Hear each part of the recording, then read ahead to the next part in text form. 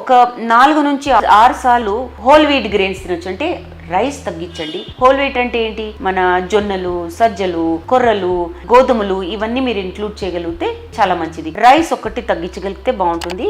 వీటిలో ఈ సజ్జలు, కొర్రల్లో చాలా మంచి కార్బోహైడ్రేట్స్ ఉంటాయి. ఇవి మన బాడీకి సరిపోతే PCOS లో చాలా బాగా పనిచేస్తుంది అనమాట. 3 నుంచి 4 సార్లు వెజిటేబుల్స్ ఇంక్లూడ్ చేయండి. ఈ వెజిటేబుల్స్ అంటే కీరా, గాజర్ ఇవన్నీ కూడా తినొచ్చు. కీరా, క్యారెట్ ఇవన్నీ తినొచ్చు. 4 సార్లు కూరగాయలు చేసుకుని తినాలని లేదు, but some form of vegetables మీరు ఇంక్లూడ్ చేస్తే పర్ డే అది చాలా మంచిది అనమాట. 3 to 4 టైమ్స్ ఫ్రూట్స్ ఇంక్లూడ్ చేయండి.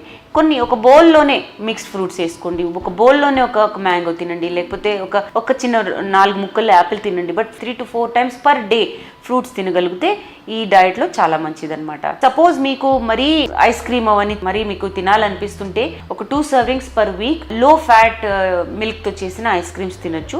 చాలా మంచిది అనమాట. కాకపోతే అవాయిడ్ చేస్తే ఇంకా మంచిదండి.